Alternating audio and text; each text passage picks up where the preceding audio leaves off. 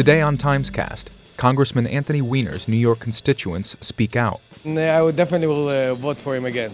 An expert who quantifies emotions through facial expressions interprets several high-profile apologies by politicians. We're about to get started. And Glenn Beck shuns traditional television, taking his show online for a fee.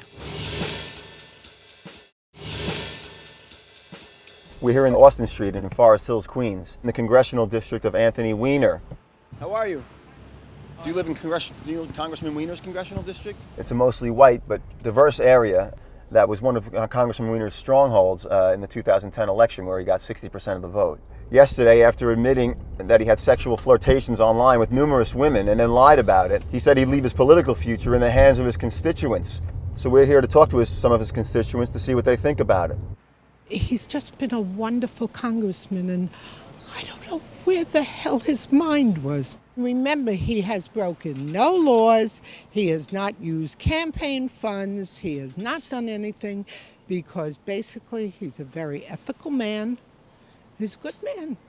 It's definitely a gross thing. My main concern isn't what he did, but that he lied about it to cover himself. You know, I think if he had just come out and said, this is what I've been doing, I think I could overlook that. It's not the moral nature of what he did as a politician. It's more that he lied about it after the fact. You have voted for him and you'd vote for him again? I vote for him again. He does his job. That's what I pay him to do.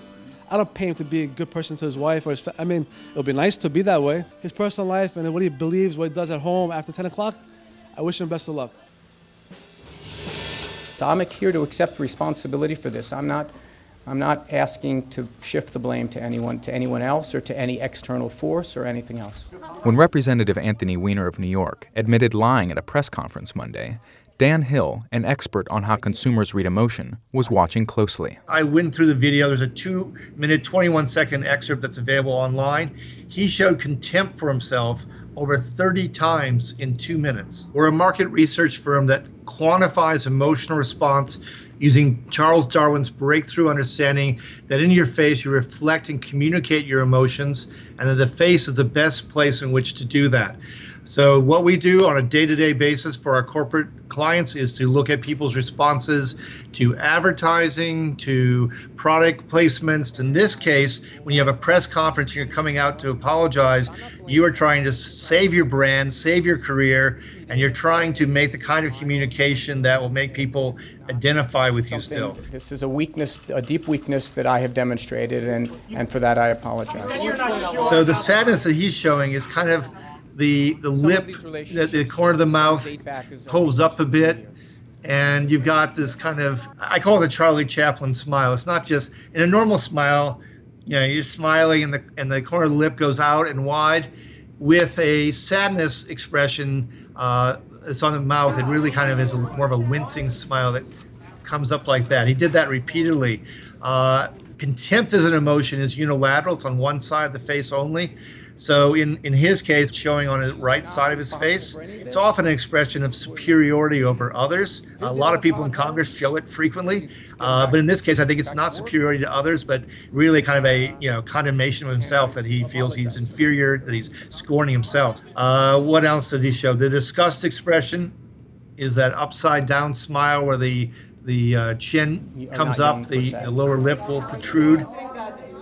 We have gone through this so many times with politicians. So let's take 3 really prominent politicians who've gone through the same situation.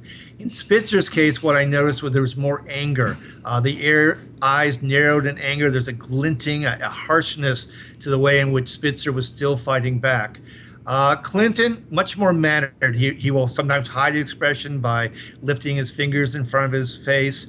An expression that's more mannered will stay on the face longer, so that it comes on, it stays naturally long, and then it finally goes away. Not true in Weiner's case. When he was showing the contempt, when he was showing the sadness, it comes on and off the face, almost like little spasms. I had the sense of a guy who was so shaken that he was practically at the point of falling apart.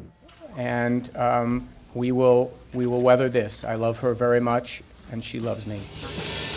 And on Tuesday, Glenn Beck revealed he's taking his show online, shunning the traditional TV format. Brian, it seems like every time we show up at this table, we're talking about a different revolution, and media, and today's candidate, Glenn Beck, a lover of American history and a bit of a revolutionary when it comes to media, yes? Yeah, and he's going to try it again. We're about to get started. He's been on Fox News the last 2.5 years. Huge audience, up to 3 million viewers sometimes, usually more like 2 million viewers. Now he's going to try to move them to the internet. Which is not unusual. The unusual part is he's charging.